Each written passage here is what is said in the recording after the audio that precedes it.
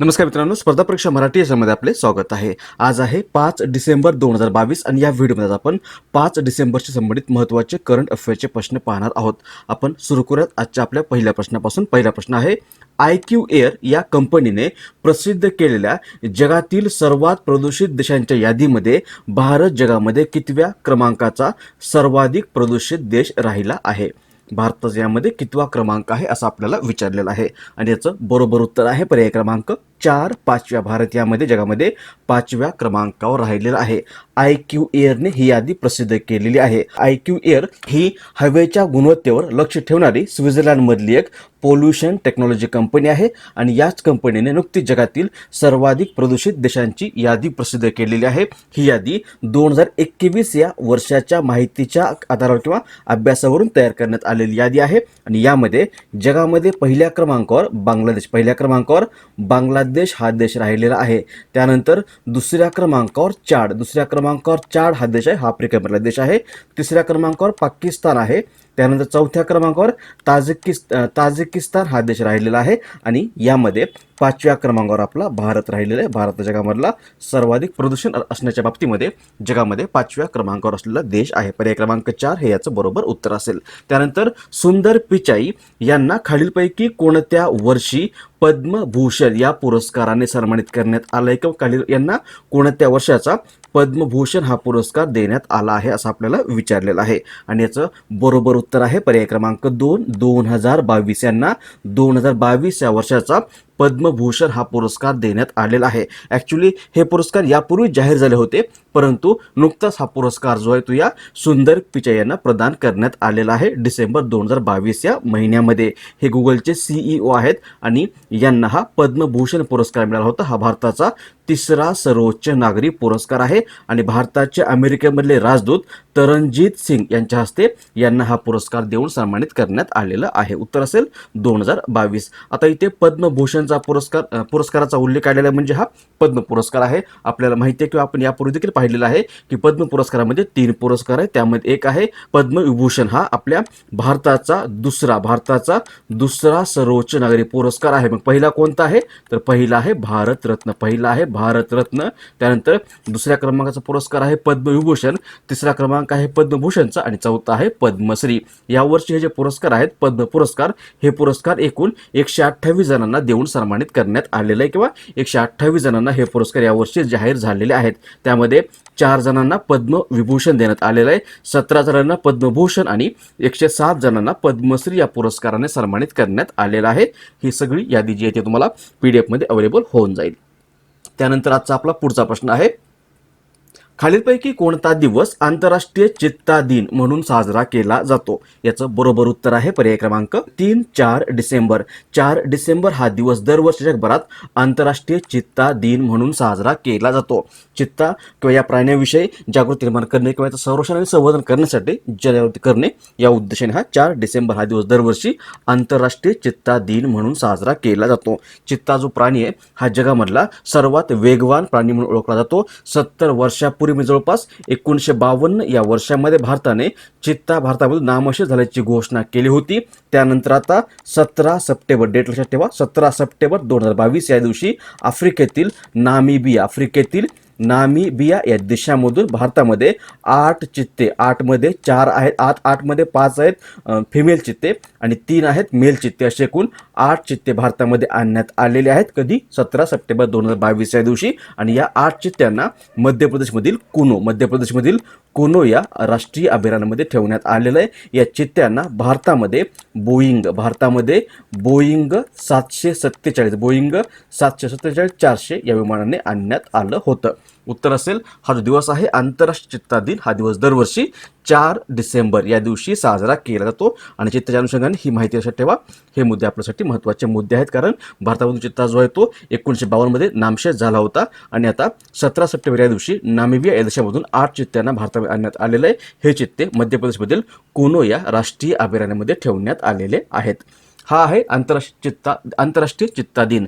जर आपल्याला असं विचारलं की कोणता दिवस आंतरराष्ट्रीय व्याघ्र दिन किंवा इंटरनॅशनल टायगर डे म्हणून साजरा केला जातो, तर दरवर्षी हा दिवस 29 जुलै या दिवशी साजरा केला जातो. आंतरराष्ट्रीय किंवा जागतिक हत्ती दिन कधी असतो? जागतिक हत्ती दिन जो आहे तो दरवर्षी 12 ऑगस्ट या दिवशी साजरा केला जातो. जागतिक कासव दिन कधी असतो? जागतिक कासव दिन हा दिवस दरवर्षी जगभरात 23 मे या दिवशी साजरा केला जातो. जर असं विचारलं की भारतामधलं पहिलं हत्ती पुनर्वसन केंद्र कोणत्या ठिकाणी उभारण्यात आलेलं आहे?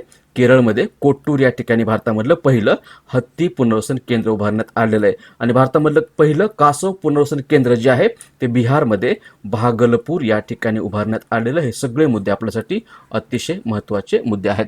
त्यानंतर पुढचा प्रश्न आहे, खालीलपैकी कोणाची नुकतीच भारताच्या राष्ट्रीय सांख्यिकी आयोगाच्या अध्यक्षपदावर नियुक्ती करण्यात आली आहे? याचं बरोबर उत्तर आहे पर्याय क्रमांक 1 राजीव लक्ष्मण करंदीकर. राष्ट्रीय सांख्यिकी आयोग किंवा हिला इंग्लिशमध्ये नॅशनल स्टॅटिस्टिकल कमिशन असं म्हटलं जातं. ही भारताची एक स्वायत्त संस्था असून हिची स्थापना जी रंगराजन या भारताच्या राष्ट्रीय सांख्यिकी आयोगाची स्थापना जी रंगराजन यांच्या समितीच्या शिफारशीनुसार करण्यात आलेली आहे. कधी? तर हिची स्थापना जून महिन्यामध्ये 2005 या वर्षामध्ये करण्यात आलेली आहे. आणि हा आयोग जो आहे तो भारतातील सांख्यिकी एजन्सींना डेटा संकलनाच्या संदर्भामध्ये येणाऱ्या समस्या कमी करण्याचं काम करतो. आणि याच आता भारताच्या राष्ट्रीय सांख्यिकी आयोगाच्या अध्यक्षपदावर नुकतीच या राजीव लक्ष्मण करंदीकर यांची पुढील 3 वर्षासाठी नियुक्ती करण्यात आलेली आहे. उत्तर असेल आपलं पर्याय क्रमांक 1. पुढचा प्रश्न, डिसेंबर 2022 मध्ये अंधासाठीची तिसरी T20 विश्वचषक क्रिकेट स्पर्धा खालीलपैकी कोणत्या देशामध्ये आयोजित करण्यात आली आहे?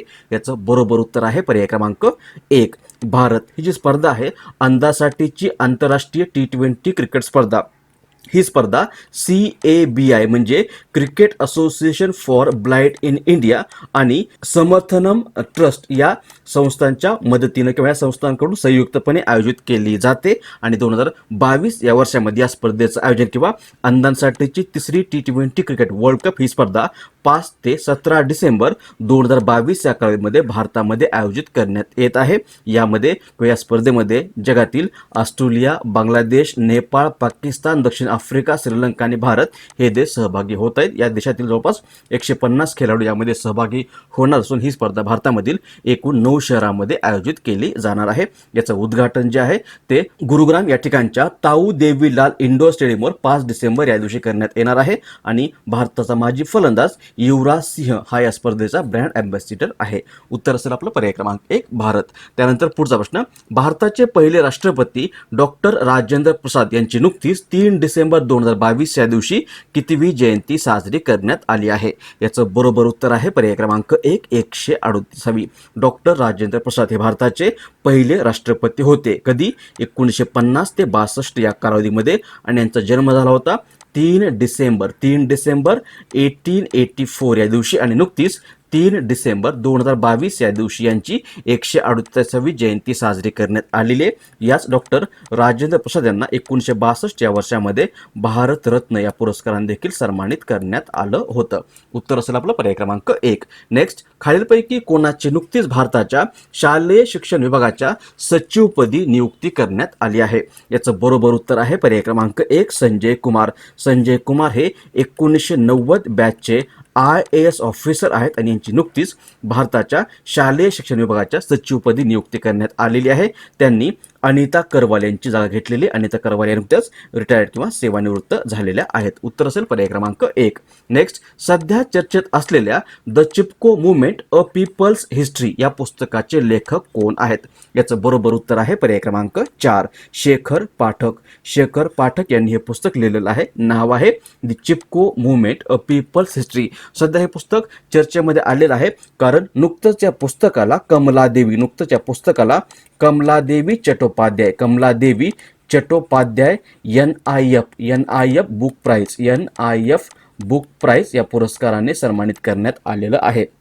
त्यामुळे लक्षात ठेवा, शेखर पाठक यांचं पुस्तक आहे the Chipko movement a people's history नावाचं. या कमलादेवी चट्टोपाध्याय यांच्या नावावरून हा पुरस्कार आहे, Kamaladevi Chattopadhyay NIF book prize. Kamaladevi Chattopadhyay जे आहेत त्या भारताचे थोर स्वातंत्र्य सेनानी व समाजसुधारक होते. जन्म झाला होता 1903 या वर्षामध्ये, निधन झालेलं 1988 या वर्षामध्ये. त्यांनी भारताच्या स्वातंत्र्य चळवळीमध्ये धडाडीने भाग घेतला होता. तसंच अनेक वेळा तुरुंगवासी भोगला होता. विधानसभा निवडणूक लढणारी पहिली महिला म्हणून देखील या कमलादेवी चट्टोपाध्याय चट्टोपाध्याय यांना ओळखलं जातं. याच कमलादेवी चट्टोपाध्याय यांना भारत सरकारने 1955 या वर्षामध्ये पद्मभूषण पुरस्कार, त्यानंतर 1966 मध्ये यांना रॅमन मॅग्सेसे पुरस्कार आणि 1987 मध्ये यांना पद्मविभूषण या पुरस्काराने सन्मानित करण्यात आलं होतं. आणि यांच्याच नावावर हा पुरस्कार देण्यात येतो. Kamaladevi Chattopadhyay NIF book prize हा पुरस्कार जो आहे तो न्यू इंडिया फाउंडेशनकडून 2018 मध्ये स्थापन झालेला पुरस्कार आहे. आणि हा पुरस्कार मागील वर्षामध्ये प्रकाशित झालेल्या आधुनिक किंवा समकालीन भारतावरील नॉन फिक्शन पुस्तकासाठी दिला जातो. यामध्ये एकूण 15 लाख रुपयाची रक्कम दिली जाते. आणि नुकताच 2022चा हा Kamaladevi Chattopadhyay NIF book prize जो आहे तो शेखर पाठक यांना त्यांच्या the Chipko movement a people's history या पुस्तकासाठी देऊन सन्मानित करण्यात आलेलं आहे. हे पुस्तक चिपको आंदोलनावरील पुस्तक आहे. चिपको आंदोलन जे आहे ते 1973 या वर्षामध्ये सुरू झालं होतं मंडन या गावामध्ये, अलकनंदा या खोऱ्यामध्ये. आणि हे आंदोलन झाडांना वाचवण्यासाठी सुरू करण्यात आलेलं आंदोलन आहे. पुढचा प्रश्न, खालीलपैकी कोणता दिवस भारतीय नौदल दिन किंवा इंडियन नेव्ही डे म्हणून साजरा केला जातो? भारतामध्ये दरवर्षी 4 डिसेंबर हा दिवस इंडियन नेव्ही डे किंवा भारतीय नौदल दिन म्हणून साजरा केला जातो. पर्याय क्रमांक 3. नेक्स्ट, खालीलपैकी कोणता दिवस दरवर्षी जागतिक अपंग दिन म्हणून साजरा केला जातो? हा जो दिवस आहे जागतिक अपंग दिन, हा दिवस दरवर्षी जगभरात 3 डिसेंबर या दिवशी साजरा केला जातो. 3 डिसेंबर जागतिक अपंग दिन असतो. अपंग लोकांवर परिणाम करणाऱ्या समस्यांवर प्रकाश टाकण्यासाठी आणि त्यांचे कल्याण, त्यांची प्रतिष्ठा आणि मूलभूत अधिकार यांचं समर्थन करणे या उद्देशाने दरवर्षी 3 डिसेंबर हा दिवस जागतिक अपंग दिन म्हणून साजरा केला जातो. 2022 या वर्षामध्ये हा दिवस transformative solutions for inclusive development, the role of innovation in fuelling the accessible and equitable world या थीमखाली साजरा करण्यात आलेला आहे. आता आपण लास्ट व्हिडिओमध्ये विचारलेले प्रश्न येथे क्विकली रिवाइज करूयात. लास्ट व्हिडिओमधला आपला पहिला प्रश्न होता की खालीलपैकी कोणता दिवस दरवर्षी राष्ट्रीय प्रदूषण नियंत्रण दिन म्हणून साजरा केला जातो? राष्ट्रीय प्रदूषण नियंत्रण दिन हा दिवस दरवर्षी 2 डिसेंबर पर्याय क्रमांक 2 या दिवशी साजरा केला जातो. खालीलपैकी कोणाची नुकतीच भारताच्या राष्ट्रीय मागासवर्गीय आयोगाच्या अध्यक्षपदी नियुक्ती करण्यात आली आहे? नुकतीच हंसराज गंगाराम अहिर यांची भारताच्या राष्ट्रीय मागासवर्गीय आयोगाच्या अध्यक्षपदावर नियुक्ती करण्यात आली आहे. कोणता दिवस दरवर्षी जागतिक संगणक साक्षरता दिन म्हणून साजरा केला जातो? हा दिवस दरवर्षी 2 डिसेंबर या दिवशी साजरा केला जातो. 2 ते 7 डिसेंबर 2022 या कालावधीमध्ये खालीलपैकी कोणत्या ठिकाणी भारताच्या सामाजिक न्याय आणि सशक्तीकरण मंत्रालयाकडून दिव्य कला मेळावा आयोजित करण्यात आला आहे? तर हा मेळावा नवी दिल्ली या ठिकाणी आयोजित करण्यात आलेला आहे. पर्याय क्रमांक 3. त्यानंतर भारतामधलं सर्वात मोठं योग केंद्र खालीलपैकी कोणत्या ठिकाणी उभारण्यात आले आहे? भारतामधले सर्वात मोठे योग केंद्र जे आहे ते नुकतंच जम्मू काश्मीरमध्ये उभारण्यात आलेलं आहे. त्यानंतर खालीलपैकी कोणत्या देशाकडे नुकतेच 1 डिसेंबर 2022 या दिवशी संयुक्त राष्ट्र सुरक्षा परिषदेचे अध्यक्षपद सुपूर्द करण्यात आलं आहे? उत्तर आहे पर्याय क्रमांक 2 भारत. 2022 ची विजय हजारे ट्रॉफी कोणत्या संघाने जिंकली आहे? ही स्पर्धा सौराष्ट्रने जिंकलेली आहे. पर्याय क्रमांक 1. 3 ते 6 डिसेंबर 2022 या कालावधीत खालीलपैकी कोणत्या राज्यामध्ये आंतरराष्ट्रीय लुसोफर महोत्सव आयोजित करण्यात आला आहे? हा महोत्सव गोवा या ठिकाणी आयोजित करण्यात आलेला आहे. पर्याय क्रमांक 2. कालचा 9वा प्रश्न होता आंतरराष्ट्रीय गुलामगिरी निर्मूलन दिन कधी असतो किंवा कधी साजरा केला जातो? हा दिवस दरवर्षी 2 डिसेंबर याच दिवशी साजरा केला जातो. आणि कालचा 10वा प्रश्न होता DBS बँकेने 2022-23 या आर्थिक वर्षात भारताचा विकास दर किती राहण्याचा अंदाज व्यक्त केला आहे? उत्तर आहे पर्याय क्रमांक 3 7%. हे होते आपले कालचे 10 प्रश्न जे आपण इथे क्विकली रिवाइज केलेले आहेत. त्यानंतर आपली GK booster series. GK booster मधला आपला आजचा पहिला प्रश्न आहे कागदाचा शोध कोणत्या देशाने लावला? तर हा शोध जो आहे तो सर्वप्रथम जगामध्ये चीन या देशाने लावलेला आहे.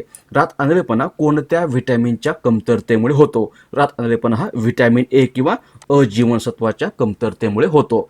पोंगल हा कोणत्या राज्याचा प्रमुख सण आहे? तर पोंगल हा तामिळनाडूचा प्रमुख सण आहे. गिद्दा आणि भांगडा ही कोणत्या राज्याची लोकनृत्य आहेत? ही दोन्हीही पंजाबची लोकनृत्य आहेत. आणि आजचा 5वा प्रश्न आहे टेलिव्हिजनचा शोध कोणी लावला? हा जो आहे तो जॉन लोगी बियर्ड यांनी लावलेला आहे. त्यानंतर लास्ट व्हिडिओमध्ये तुम्हाला विचारलेला प्रश्न हा होता करंट अफेअरचा प्रश्न की कोणत्या देशाने डेव्हिस कप 2022 ही स्पर्धा जिंकली आहे? तर डेव्हिस कप ही स्पर्धा जी आहे कॅनडा पर्याय क्रमांक 1 या देशाने जिंकलेली आहे. आणि हा होता जीकेचा प्रश्न की पृथ्वीवरील सर्वात मोठा खंड कोणता आहे? याचं देखील उत्तर जवळपास सर्वांनी बरोबर दिलेलं आहे. उत्तर आहे आशिया खंड. आशिया खंड जो आहे तो जगामधला सर्वात मोठा खंड आहे. आशिया खंड जगामध्ये लोकसंख्या आणि क्षेत्राच्या बाबतीमध्ये सर्वात मोठा खंड आहे. जगामधली एकूण 60% लोकसंख्या आशिया खंडामध्ये राहते. या आशिया खंडात क्षेत्रफळ आहे 4,46,14,000 चौरस किलोमीटर आणि क्षेत्रफळाच्या दृष्टीने आशिया खंडामध्ये सिंगापूर हा जो देश आहे हा देश सर्वात छोटा देश आहे आणि चीन हा देश जो आहे तो सर्वात मोठा देश आहे. या खंडामध्ये किंवा आशिया खंडामध्ये Bharat, Sri Lanka, Pakistan, Bangladesh, Myanmar, Nepal, Bhutan, Afghanistan, Iran, Iraq, Kuwait, Saudi Arabia, UAE, Qatar, Bahrain, Oman, दक्षिण येमेन, त्यानंतर येमेन, जॉर्डन, सिरिया, इस्रायल, लेबनॉन, तुर्कस्तान, रशिया या देशांचा समावेश होतो. सोबतच मंगोलिया, चीन, तैवान, उत्तर व दक्षिण कोरिया, जपान, नाउरी, फिलिपिन्स, उत्तर व दक्षिण Vietnam, Laos, Cambodia, Thailand, Malaysia, Singapore, Brunei, Indonesia, Maldives याचा देखील समावेश या आशिया खंडामध्ये होतो. पामीरचं पठार लक्षात ठेवा. पामीरचे पठार किंवा पामीर पठार जगामधलं सर्वात उंचीवरील पठारी प्रदेश आहे. हा आशिया खंडामध्ये येतो. आशिया खंडातील चीन हा देश जगामध्ये सर्वात जास्त मासे पकडणारा देश म्हणून ओळखला जातो आणि हरित क्रांतीचा देश कोणाला म्हटलं जातं? हरित क्रांतीचा देश. तर हरित क्रांती देश जे आहे तो फिलिपिन्स हा देश आहे. हा देखील आशिया खंडामधलाच देश आहे. आशिया खंडामध्ये एकूण जवळपास 48 देश आहेत. त्यानंतर आजचे प्रश्न हा आहे करंट अफेअरचा पहिला प्रश्न की 96व्या अखिल भारतीय साहित्य संमेलनाचे अध्यक्ष कोण आहेत? ऑप्शन्स आहेत जयंत नारळीकर, भारत सासने, नरेंद्र चपळगावकर आणि उषा तांबे. याचं बरोबर उत्तर तुम्हाला खाली कमेंट्समध्ये द्यायचं आहे. सोबतच हा आहे जीकेचा प्रश्न 1 मे 1981 पूर्वी महाराष्ट्रामध्ये किती जिल्हे होते? या दोनही प्रश्नाचे उत्तर तुम्हाला खाली कमेंट्समध्ये द्यायचे आहे. सोबतच या व्हिडिओची PDF फाईल तुम्हाला आपल्या टेलिग्राम चॅनल मिळेल. त्याची लिंक खाली डिस्क्रिप्शन बॉक्समध्ये दिलेली आहे.